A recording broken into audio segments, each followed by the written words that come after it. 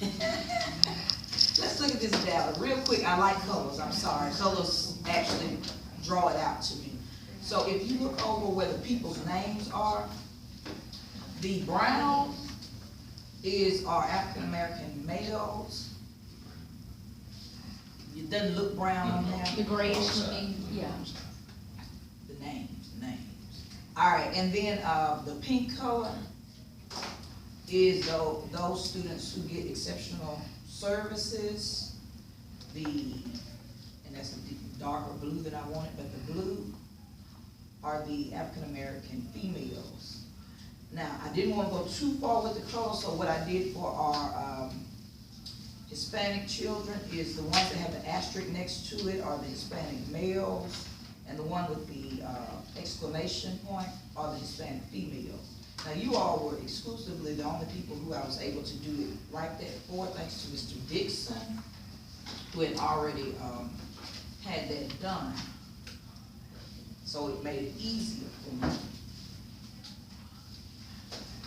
What I want to discuss, because we know that we go into testing, and really I say a day, we have Monday off, but we need to be in testing mode on Monday, is what we can do, or what we have done so far. Let's go down and look at, I was looking at some of your people who were exceeding, like Keith, is it Boston? Balin Keith. Oh, Balin, okay. And he went down in reading. He was exceeding, and of course we know that these over here are what they did in 6th grade. So the rigor will increase as they get to 7th grade. But he did well the first periodicals, the second periodicals he went down. So what did we do to try and get him back to exceeding, to enhance that instruction? Well, I think, correct me if I'm wrong, no, 11 is ready. But he, from what I know about him, is that he's a very day-by-day work ethic type person. And so on Monday, hey, he may be ready, but on Tuesday, he may be not. And so depending on the day, for a lot of these children, for example, not to stick around, but Jasmine Johnson, she made a big plunge too. And based on the day that they were testing and how they were feeling in their emotional state at that moment, he may have just been being lazy. Or since he only dropped 1 point, it may just have been a concept that he didn't understand. Okay, right. He was being lazy. He does that with his grades with us. He can give us 100 work when he feels like it. And then he'll give you a 0 not to him. He's just going on. See, and that's something we deal with. You can see by the colors that we have so many different demographic categories. But with a lot of what we see is motivation. And it's not something that we can just tackle in 1 day or 2 or 3 days. We've been working on it all year long. And I think another pattern for him, like he was exceeding in reading on periodics 1, but he was close on periodics 1 in math. And so he could have had a good day for reading or a bad day for math, but if you jump over periodics 2, he had 11, which is ready in periodics 2, but he had a exceeding score in math, and those are back-to-back testing sessions as well. And so, like I said, it probably was the day he just didn't feel it. So is that one of those motivational pieces that we were talking about? Because I think he's gifted. On Monday? I think I Bailey's believe He's in there. I think Bailey's And gifted. his thing is, like I figured out too, when I've noticed a pattern, like, if it's 1 day, it's one thing, but if I'm seeing several days in a row, for me, it's just contacting, like taking some time to one-on-one talk to him and reiterate my expectations, but then also getting in touch with mom so that he knows that I'm in communication with her, she and I are on the same page, and we both expect more from him. Okay. Let's take another thing. Look at Randy Hannah. Hannah. Look at his math. Perfect score on periodics 2. He was motivated. He wanted to do it. Him and Humberto were competing. Okay. When it comes to the reading, around November is when he started telling me I'm good at math, but I hate reading. He never said that to me before. He's talking about how much he hates He does not enjoy reading. He hates it. He doesn't do it he doesn't see the point in doing it for pleasure. Exactly. He reads it to extract information, take the test, and be done with But it. see, that's not indicative of his intelligence. Right. He's smart enough. He can read. His skills Yeah, are but great. he He hates it. But he does not like it. So he's not gonna try. I mean, look at his perfect score in the math, and he's not going to try. Well, let me ask I have this, spent what do many you all hours do, because I go back to what PLC is, it's our professional learning community, and we need to believe whatever each, sixth, seventh, or eighth grade does. What do you do, say for instance, because I know you all said that you have this great way of doing things, those who need improvement, you all take them and put them in a specific class? Yes, ma'am, we categorize them for period. Okay, depicted on what, like if they have two needs improvements, like I'm looking at, driver. The way, What, We don't, our original groups may be formed that way, but everything after the first 3 weeks of school is based on grade level standards. So, for instance, with your SPED department, I do something differently. But with the general education population, for 3 weeks you do reading, 3 weeks you do math, but there's a pre and post test every time we switch. So the pre-test determines your location. And then you just match your data with your post-test. Post-test, and 3 weeks later, there's another pre-test for math, and then 3 weeks later, there's a pre-test for reading. So the groups are switched every 3 weeks, and so they're constantly changing groups. and it's always on your level, so we'll say, like, we take the pre-test for reading, we score it, and then we base them in groups of about 25 to 30, low, mid, high. They go to one of the 3 teachers, and we say, okay, if Johnson's got highs this time, then he's gonna focus on enrichment for those kids. If I have low, I'm gonna focus on remediation and whatever grade level skills she's working on. So getting some materials together, and it's a variation of, like, if it's reading, doing nonfiction, fiction, and poetry, and working on any grade level skills, particularly focusing on what she's been working on in the classroom. And we'll have one focus based on the data that we start with, but we usually wipe the way pretty quickly. And that's based on what they scored the lowest of as an entire grade. Now, not just last year's scores in numbers. Right. Overall, what are they doing now? What are they doing on the latest test that they took? We also try in the beginning, that teacher who's the strongest in math, get these students that scored the lowest on our test. Same thing for English. And then afterwards, for variety, we make sure you get everybody. So everybody has had each one of us, for our strengths that we can teach and what we can remediate, as well as them being grouped with other kids who are around their same level actively on that test. Now, And it's been- if they blow the test, or don't we do it? And you don't do, because you have the, I create the pre-test though. okay. And we, it provides motivation, because you'll end up with a gifted student academic scholar who just didn't want to fill in it that day, and then they realize they're in, we don't publicize what group they are, but they'll figure it out what group they're in, and they'll go, oh, I'm in the low group. Why am I in your group? And I'm not I'll be in your honest, I group, say, my you friend. didn't try. I need to see you give some effort, and you won't be in my group next time. And we And have to it's watch for motiv- the ones that might try to tank it on purpose. Be with their friends. Right. It's a well-involved process, but like I was trying to say the other day in the meeting, when we were in PST, we've been doing this stuff since the first week, so it's well, it's active, because we've really done this stuff. Okay, this is my $1 million question, and I want to see what you say as well, as I do. You can't do what you wanna do, Julio. I noticed that of course, African-American males, especially in 7th grade, you have a lot of African-American males who qualify for exceptional services. But why do you feel like they do worse? And I'm not gonna even, I was gonna say worse than the Hispanic population, but I looked at the African-American males, and African-American females. African-American males do worse than African-American females. So my question is, what can we do to enhance the instruction? Now, I'm going to, give you some things that the 6th grade said. They said that they feel like the young men don't value the test as much. They said that, they don't think that it's an importance on working hard to achieve it. But they did say that they think that music is the key. Like, because they get their influences through music, because that's what they aspire to do. That maybe the way to enhance and help African-American males kind of bridge that gap is to maybe try and input some kind of music on the instructional aspect. I did that this year on Oh, several she did. occasions with Okay. the music of Africa. She's doing poetry using Tupac Shakur's poetry book, Rose I Concrete. use that. This is not new to us at all. For every continent we go to, they listen to the music of that continent, and they have to do graphic organizing and strategic learning based on the music of that continent. They don't do any better on it than anything else. What we have is society, and I'm not gonna throw my hands up and give up because of that.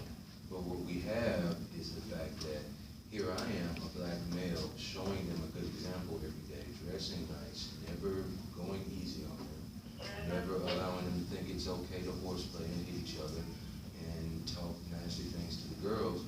Even with that example in front of you, they won't try for me, for some of them. I can reach 40% of the black men every year, but many of them have checked out of the process and don't believe it. Willis Battle being a perfect example, with all of the motivational speaking, goal setting, actual on-paper goal setting I've done with him. Just 2 days ago, Ms. Rubbers could be a witness to this because she walked by and saw me talking to him. I asked him, what are your goals? Are you gonna allow us to help you? Are you gonna let us teach you? Or are you just going to constantly just continue to disrupt and never try? After all of the mentoring I've done for you and everything I've said, are you gonna try? He looks me in my eye and goes, go on, Mr. Johnson. We don't know why you care. Don't nobody else care. Okay, so I pull him aside again and I go, do you want to have nothing but bad things in life? We've got to live life separate from the meme, separate from what's on the cell phone, separate from what the rappers pretend they do every day. You need to have these things so you can take care of yourself, but you will not behave in class long enough to let people help you. What happens when no one cares and no one loves you? Nothing. Well, how can we enhance that, though? How can What's instructional? the first Strategy degree? you use, he's not gonna pick up those things. Not the first. It's his self-motivation. You ask me what I can do to help him, even with the few of these guys who will only work during basketball season because they know they need the grade to stay in basketball. As soon as basketball's over, pencils down, they don't care, they're in her office all the time. But I was telling sixth grade, like I did, part of my EDS final project was I did research on, African American males, specifically in middle school. Because I had to base it on data from our school, because like in our school, we had a large percentage of African American males that had, the highest discipline and had the lowest grades. And there's a lot of research out there, but in sixth grade, we talked about possibly doing a book study maybe next year. And I've been sitting here on my phone trying to look for some books, and there's quite a few out there that might be good, but I think if we're gonna do that, like the last book study that we did, it was more independent reading, and I don't think everybody read it.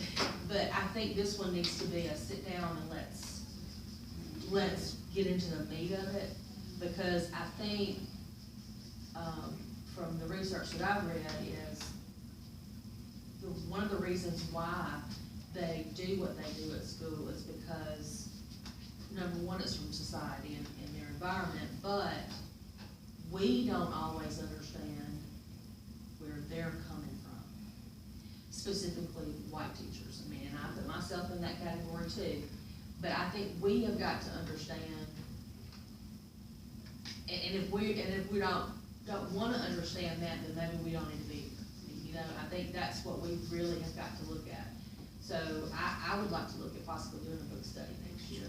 Well, I'm working with African American males and motivating them, because it's a huge issue, and there's a ton of research out there. yeah, in my opinion, it doesn't have anything about the value of the test, because the test has the same amount of value as the classwork inside each classroom. It's all about, the intrinsic motivation and the extrinsic, stimuli that they have. So you have uneducated parents raising children who are products of the devaluing of education. So they're not gonna come in here, hey, I'm ready to learn, because their parents could care less about what they're learning. You know, so I've said it in several meetings, like when we walk into the school, you know, we as teachers are pencils and these children are tablets. We write it into their lives every day in pencil. And when they go home, the parent can either write over it in pen to make it permanent, they can do nothing with it, and it never grows into anything, or they erase it. And we have to constantly rewrite lives every day that these kids come to school. And so it doesn't have anything to do with the test per se, but the importance of the education, period, is the issue. They don't have anything in Crescent East, in the neighborhoods around Crescent East, over here in the trailer parks, the areas with no water. They don't have anything that shows them that if you get this education as a black man, it's gonna help you. And then they've got their own mothers and their own fathers that tell them the same thing because it didn't help them, because they didn't do what they were supposed to do. And this isn't just generalizations we're talking about. We can make specific instances. What we did with D'Angelo, we tried to do with all of them. D'Angelo, it's rude to me as any student has ever been in my life, ever. I mean, I would try to teach and just go off playing and laughing and hitting people and doing whatever, it just did not matter to me. I keep counseling him and talking to him and goal setting. He hates me because I'm the enemy. I'm a turncoat. He would tell his friends, here comes Uncle Tom. Because I value education, because I can speak when I want to. I can speak slang when I want to. Because I'm all of those things that they don't believe they can get. I'm special. I'm an exception. I'm not what everybody can be. Now we go visit this school. First of all, we called his grandparents in, kept telling him the word love, talking to him about motivation. We tried everything to find him motivation. But he gets in an accident. I show up at the hospital. His mom's there in a white beater t-shirt in the hospital with hot pants on, yelling at him nonstop. And I don't mean telling you what to do, what's right, just browbeating. And the words that she was saying, I'll just go ahead and repeat. You ain't never gonna be nothing but this nigger, and you ain't never gonna be nothing but that nigger. You ain't never gonna be this, and this squad can't do nothing. I'll just send you away. You don't end up. You know, the things that I was hearing, that's the things they hear when they go away. So when I politely knocked on the door in the hospital, then she straightened up, and D'Angelo wouldn't say a word, because he knew I heard all of it, so he just sat there. So we kept going and kept going. Now D'Angelo, after he sees that me and Dixon and everybody else actually cares, and that we are trying, it has worked with him. Now, he's still playful, but he doesn't disrupt class. He's not mean to me. He pays attention to his lesson. He got an A on his final exam.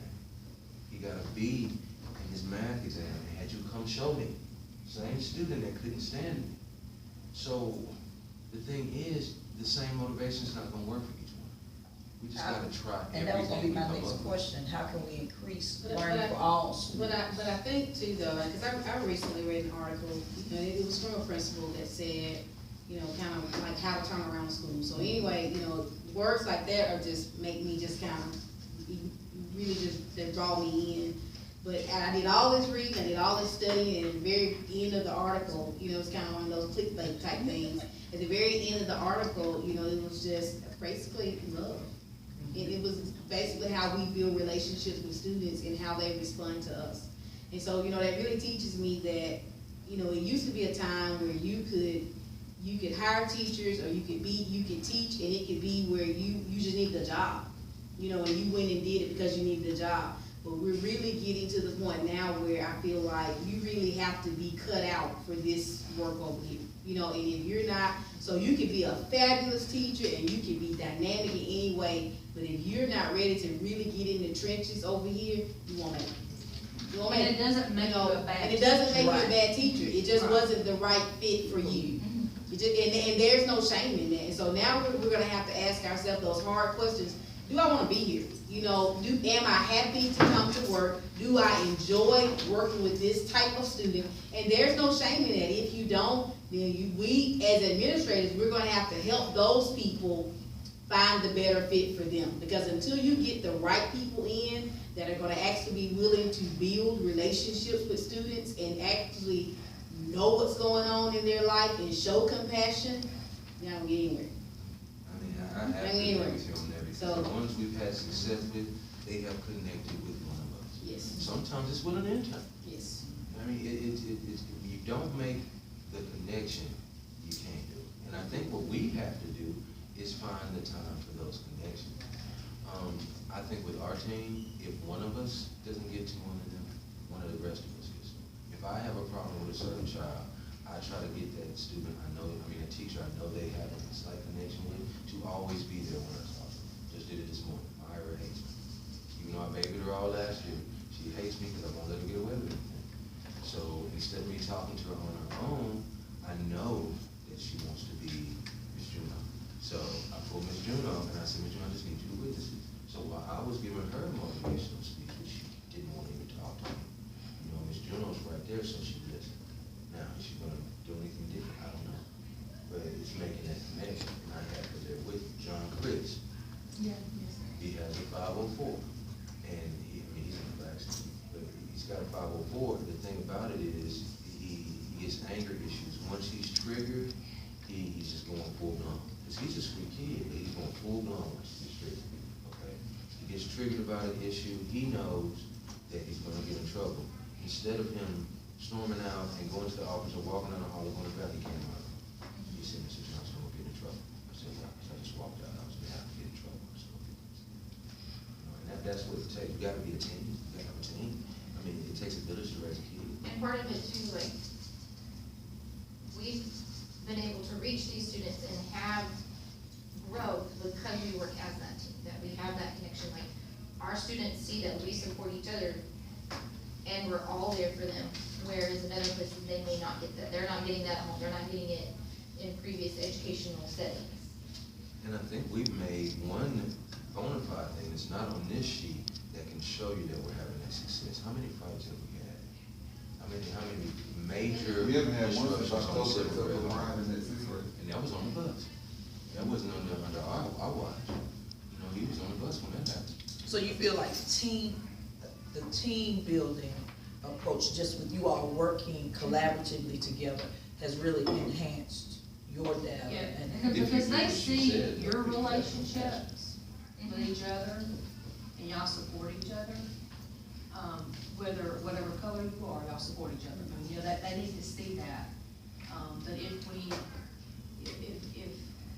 you've got a grade level who just say, everybody kind of stays in their own room, they don't really communicate, the kids pick up on that. And They know you're not a team. And they try to And they push play it. each other. Yes. But they know, Well, like, they try. we know that, like, I'm short, I'm tiny, that's just what it is.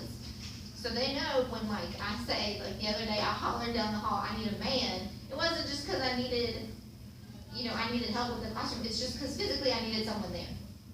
Because I'm not going in the boys' bathroom. And 2, they're bigger than me, but at the same time, they also know that even though they are bigger than me, that's not gonna stand in my way. I'm still the adult and I'm still gonna be firm and fair, and that when I say I need someone to come assist me, Dixon or Johnson's not coming to take over my room, we're gonna be in this together. Fort Mott has his big, going back to black male, he has his big issue with trying to get him sent away and going to court again. I gave him probably the 30th goal, saying, motivational, sit down, and I asked him, what do you want out of life?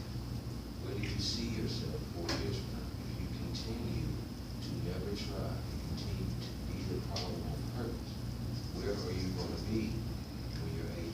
What do you want for the future? So I can write some goals now with you, and we can figure out in my mind how to get those up. I'm going to go with Mark's response. Mr. Johnson, I already know what I'm in 4 years from now. I said, no, you don't. You got to get this stuff out. You don't want me to do that. You got to go on. You see what I'm saying? What do I do on the test? He's on her list, failing all the classes. What do I do strategically, teaching-wise? If nobody connects with him, gets him to care, it doesn't matter because he won't get his vision.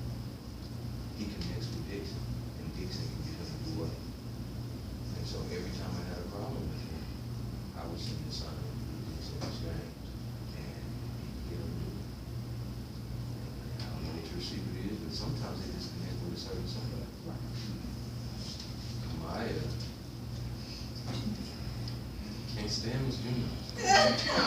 But Miss Juno bent over backwards last year with her extra opportunities. She came to me, didn't have any 6th grade home student council, and said this would be a good choice when the Aspen maybe will represent. And had her on a cheerleading team. I don't know anybody who's done more for her than Miss Juno. But in her society, in her home, the value is not placed on a white woman caring about a black woman. taught at home, we can't fight that. Ms. Juno has done a million things, but she thinks that Ms. Juno hates her because she's a Catholic. Yeah, but I can tell her the same thing. You tell the same thing as I Juno. can tell her the same thing as Juno told her. And it's okay, Miss Owens. Where she'll say, but Miss Juno said it, and I knew it.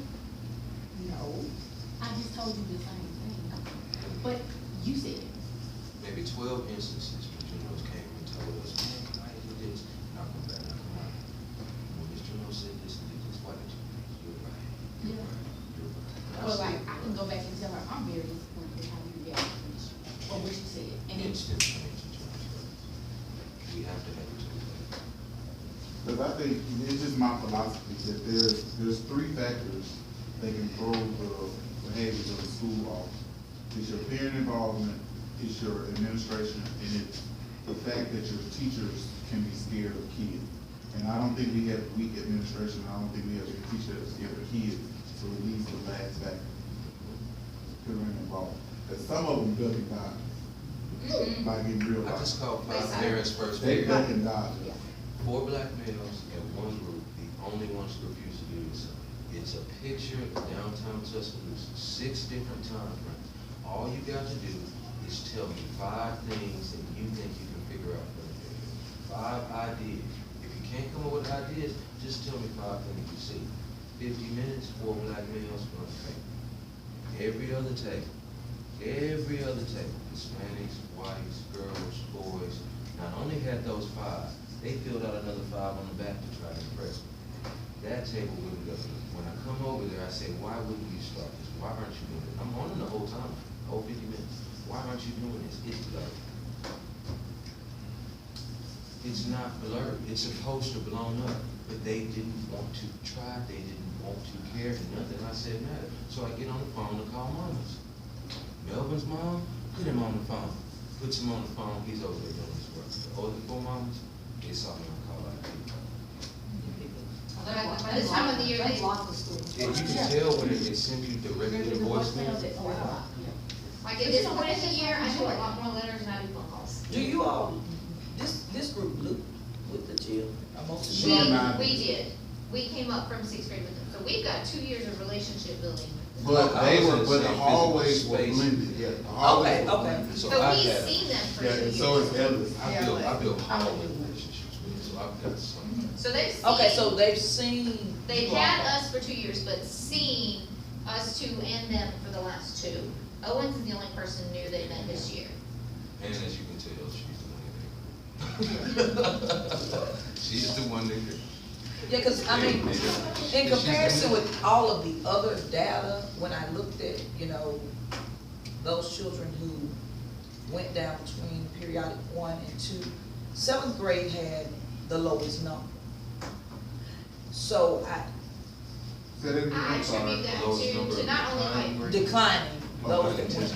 I attribute that to not only do, like, are we working as a team with communication, but the way that we feel from the office that they want us to use that 4th period as a strategies class to do targeted intervention with every student. Grouping them, it's proof of concept that doing this rotation and focusing and doing so many pre-test, post-test really does work. If you're just lumping them in there together with different levels, it's going to be hard to have that targeted intervention. Right, and we try to do things Taking that a are. 30-minute walk outside after lunch. Right. We try to think outside the box to try to get our kids motivated because we know there's a lack of motivation. So we make posters, we have assemblies, we talk to them. We try to do everything outside of the box because we know that we have this deficit.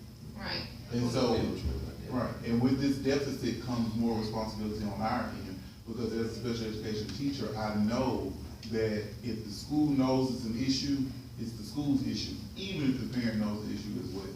So if you have a kid who's flunking a class and they're always late to school, that's a school issue. So if we know that we have a motivational issue, then it's our job to try to get them motivated. There's not a parent on our list whose number I haven't reached out to. Okay, did I talk to him? And we're willing, like yesterday, we pulled in, Calix Brown Grant, African American male, pulled him in. He's not failing, but we're worried about it. Okay. And so we went ahead and we preemptively got a hold of grandfather, this is now the second time he's come to the school, and we've talked to him. And we So said. he did come? Uh-huh.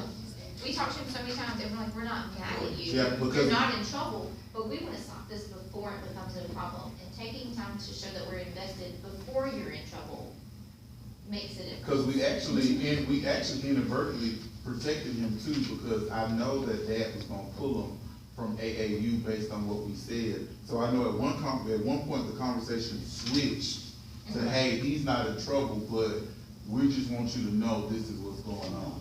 And, I mean, that's why he's not paying attention to us right now, because he's in AAU ball, that's all that matters. My 3 goal setting sessions with him, I can never get him to set a goal. We decided in here that I would try. I can't get him to set a goal. The last one, he said, Mr. Johnson, just put down a ball. I said, Calix, do you realize that you have to pass a 100 test to get to the NBA? Do you realize that you've got to go to school if you're in college and get a grade? Not Do you get realize, but also realize that you have to have a certain ACT score just to play on a ball team. And he was like, oh, what? Yeah, but even in front of Granddaddy yesterday, he said he had no goal. No, So Granddaddy know. I can't give him a go. But I you know, can't, I on mean, I the tried to flip make side- one. Uh-huh. Jordan Drive. Jordan Drive. Like, on the first day of school, I didn't even know Jordan. The first thing he said to me was, I'm not like my brothers. And he's not, he's right. And when I noticed, like, and it's like you said, it's that intrinsic motivation. Like, I noticed he's upset because something has happened with one of his brothers or something. His brothers and So, Very he's, upset. yeah, he's Seems like upset about September. it. But but for some reason, it's a trigger now. And he was really upset about it. And I looked at him one day and I was like, I noticed your behavior change. Can I have the old Jordan back? And if you notice, when he comes down the hallway, he's on. Can I have the old Jordan back? Yes, you can be the old Jordan back. And I talked, he had that issue in my class last week. And after a week of being frustrated, he did come and apologize, and I just let him know, like, I know you're upset about your brother, and it's taking a toll on you. Let's work together to find a better way to react to the situation and deal with this, because it's gonna get in your way. And he was like, yes, ma'am. I'll say something. We'll do that. I did too, and I'm telling you, he isn't like his brother. I love I wish I knew the difference, because Tajay's sitting in jail right now for rape. His older brother has been in jail most of his life. Yeah.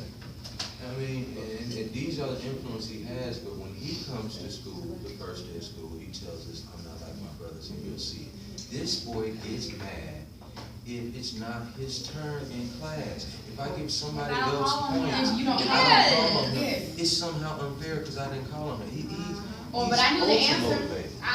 Yeah. You didn't call on me and I knew the answer. And sometimes he does. Jaquela too, who's not a sister, but Cousin. cousin, is great. She got to? Yeah. She freaking did standing right there yesterday. I'm not proud. I tell you what, though. I tell you what,